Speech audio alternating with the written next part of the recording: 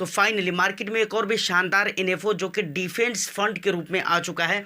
आज की इस पूरी वीडियो में हम उस फंड के बारे में बात करेंगे कि आपको वहां पर निवेश करना चाहिए या नहीं करना चाहिए, किस एएमसी का वो फंड है, कितना प्रॉफिट हो सकता है, अभी निवेश करना वहां पर सही रहेगा या नहीं रहेगा। उसके अलावा आपको पता होगा कुछ दिन पहले, आज से सवा साल, एक साल पहले, लगभग सवा साल के आसपास हो ही गया है, एचडीएफसी ने अपना थीमेटिक फंड लॉन्च किया था जो डिफेंस थीम के ऊपर था। उसके बाद मोतीलाल ओसवाल ने एक इंडेक्स फंड लॉन्च किया जो कि डिफेंस इंडेक्स के ऊपर आधारित है। फिर से एक इंडेक्स फंड आ गया है जो कि डिफेंस इंडेक्स के ऊपर ही आधारित है। तो हम डिटेल्स में बात करेंगे, तो वीडियो बहुत ही ज़्यादा इंटरेस्टिंग होने वाली है। तो वीडियो को एक लाइक कर दीजिए, शेयर कर दीजिए। चैनल को अगर अभी तक आपने सब्सक्राइब नहीं किया है तो चैनल को भी ज़रूर सब्सक्राइब कर ले, क्योंकि इस तरह के इंटरेस्टिंग कंटेंट मैं लेकर आता रहता हूं। तो सर डायरेक्ट हम अपने मुद्दे की तरफ चलते हैं, लेकिन आपको पता होगा कि अपने मुद्दे पर जाने से पहले मुझे लगता है कि आज की जो तारीख है वो आपको याद होना चाहिए कि आज है 15 अगस्त, समझ रहे कि नहीं।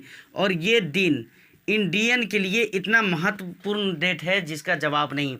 तो हम नाज करते भाई अपनी किस्मत पर कि हम हिंदुस्तानी हैं और हमारा देश हिंदुस्तान है, और हम उन तमाम तर वीरों को और उनकी कुर्बानियों को सलाम करते हैं जिन्होंने हमारे देश को आज़ाद कराने के लिए, हमको आज़ादी दिलाने के लिए अपनी जान की कुर्बानी दी है। हम उनको सलाम करते हैं। यकीनन उनकी कुर्बानी ही रंग लाई है कि आज हिंदुस्तान में हम चैन व सुकून का सांस ले पा रहे हैं। तो सलाम है उनकी कुर्बानियों को। अब सर डायरेक्ट हम मुद्दे के ऊपर आते हैं। बहुत बहुत मुबारक हमारी तरफ से आपको 15 अगस्त, और बी फिनेंसर ऑल फैमिली मेम्बर्स की तरफ से आपको बहुत बहुत मुबारक, बहुत बहुत मुबारक। सर डायरेक्ट हम अपने मुद्दे के ऊपर आते हैं। ये 15 अगस्त वगैरह के बारे में कुछ मैंने आपको बता दिया है और ये बताना हमारा फ़र्ज़ बनता है, समझ रहे हैं कि नहीं। तो इसलिए मैंने आपको कहा है। अब जिस फ़ंड के बारे में हम बात करने वाले हैं वो फ़ंड होने वाला है आदित्य बिरला की तरफ से, Aditya Birla Sun Life Nifty India Defence Index Fund. अभी इस फंड के एनएफओ का पीरियड चल रहा है। सबसे पहले अगर मैं एनएफओ ओपन डेट की अगर मैं बात करूं तो इसका ओपन डेट हो जाता है 9 अगस्त। उसके बाद क्लोज़ की अगर मैं बात करूं तो क्लोज़ होने वाला है ये एनएफओ 23 अगस्त को, समझ रहे हैं ना, 23 अगस्त को। उसके बाद एनएवी की जो मैं बात करूं, अभी फ़िलहाल एनएफओ का पीरियड है, तो एनएफओ के टाइम में और इस पीरियड में जो एनएवी आपको कैलकुलेट होती है वो एनएवी रेट पर नहीं होती है, उसे इशू प्राइस बोला जाता है, समझ रहे हैं ना। तो इशू प्राइस की अगर मैं बात करूं तो वो होने वाला है 10 रुपये, समझ रहे हैं, जो आमतौर पे हर एनएफओ में यही आपको देखने को मिलता है, समझ रहे हैं ना। आप यहाँ पर एसआईपी जो है ना, एसआईपी आप 500 रुपये से कर सकते हैं। उसके बाद लमसम की अगर मैं बात करूं तो लमसम भी आप यहां पर 500 रुपये से कर सकते हैं, समझ रहे हैं कि नहीं। इसका जो बेंचमार्क इंडेक्स होने वाला है, यहां पर शॉर्ट में मैं बीएम लिख देता हूं। इसका जो बेंचमार्क इंडेक्स होने वाला है वो क्या होने वाला है, निफ्टी इंडिया डिफेंस इंडेक्स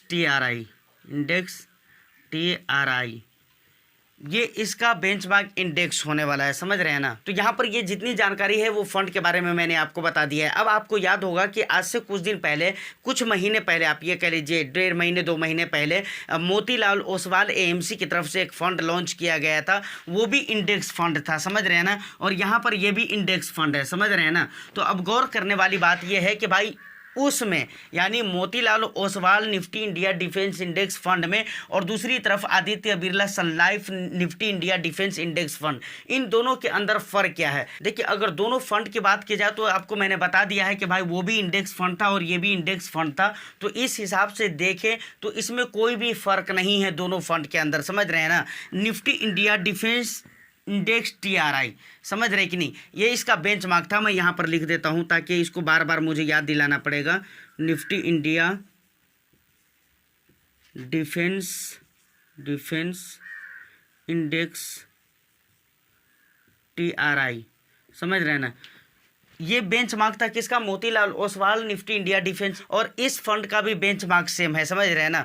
तो अब बात आती है कि इस इंडेक्स के अंदर जो भी कंपनीज है इस इंडेक्स के अंदर, वहां पर ये निवेश करेगा ही करेगा। यही हाल Motilal Oswal Defence Index Fund का है और यही हाल Aditya Birla Sun Life Defence Index Fund का होने वाला है, समझ रहे हैं। वहीं पर अगर मैं HDFC का जो फंड है, जो कि HDFC डिफेंस फंड है, जो कि एक थीमेटिक फंड है, तो वो क्या करेगा, इस इंडेक्स के बाहर जो कंपनीज है उसमें भी वो निवेश करेगा। लेकिन ये दोनों फंड निवेश नहीं करेंगे, मोतीलाल ओसवाल का डिफेंस इंडेक्स फंड और ये वाला डिफेंस इंडेक्स फंड। इस इंडेक्स के अंदर जो कंपनीज आती है वहीं पर निवेश करने वाला है। अब देखिए वहां पर निवेश करने का क्या फायदा रहा और यहाँ पर निवेश करने का क्या फायदा होने वाला है। देखिए अगर आप देखें तो आपने मोतीलाल ओसवाल में जिस टाइम पे निवेश किया था, उस टाइम पे जो डिफेंस स्टॉक्स थे ना, डिफेंस सेक्टर के जो स्टॉक्स थे, यकीनन वो ओवर वैल्यूड थे। क्या थे वो, ओवर वैल्यूड थे। वो आपने हाई प्राइस पर उसको ख़रीदा था।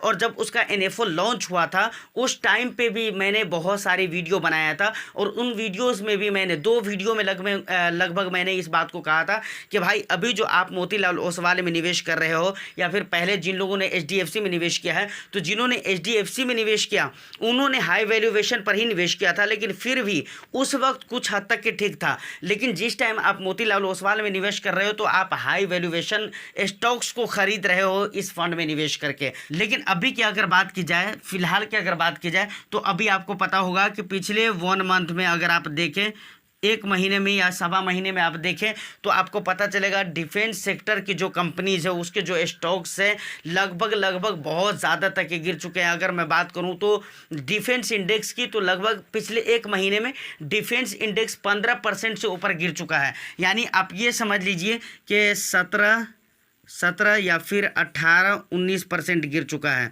समझ रहे हैं ना। 18% 17% तो फाइनली गिर ही चुका है, इतना तो आप मान कर ही चलिए। 15% से ऊपर और 19% 20% के बीच में है, समझ रहे हैं कि नहीं।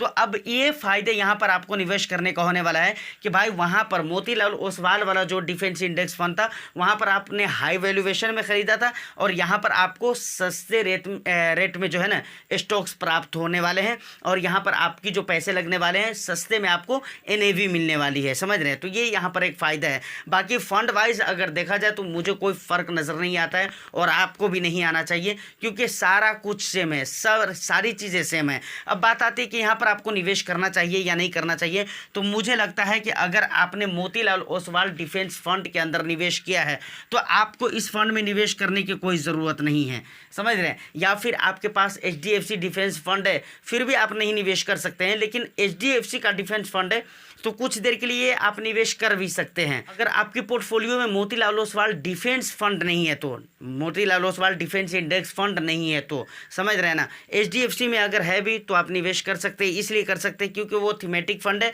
और ये इंडेक्स फंड है, इसलिए मैं बोल रहा हूँ। उसके बाद यहाँ पर जो टाइम पीरियड रहने वाले हैं वो आपको पता ही होगा कि 4 से 5 साल के लिए आपको यहाँ पर निवेश करना चाहिए, उससे कम पीरियड के लिए आपको निवेश नहीं करना चाहिए। तो मुझे लगता है आज की इस वीडियो में जो मेन बातें करनी थी वो सारी बातें मैंने आपको बता दी है। तो उम्मीद करता हूँ कि ये इन्फॉर्मेशन आपको अच्छी लगी हो। अगर कुछ भी डाउट है तो आप मुझे कमेंट सेक्शन में या नहीं तो इंस्टा का लिंक आपको डिस्क्रिप्शन में मिल जाएगा, आप मुझे मैसेज कर सकते हैं या फिर कमेंट करके आप अपना वैल्यूएबल फीडबैक ज़रूर दीजिए। 100 to 10% उस पर आप को जो है ना मेरा रिएक्शन ज़रूर देखने को मिलेगा। मैं 100% आपको रिप्लाई करूंगा। मैं फिर मिलता हूं किसी नेक्स्ट एंड इंटरेस्टिंग वीडियो में। जब तक के लिए all the best. Thank you for watching. एक रिक्वेस्ट फिर से करना चाहूँगा सर कि चैनल को अगर अभी तक आपने सब्सक्राइब नहीं किया है तो चैनल को ज़रूर सब्सक्राइब कर ले, वीडियो को लाइक करके ज़्यादा से ज़्यादा शेयर कर दे। All the best. Thank you for watching.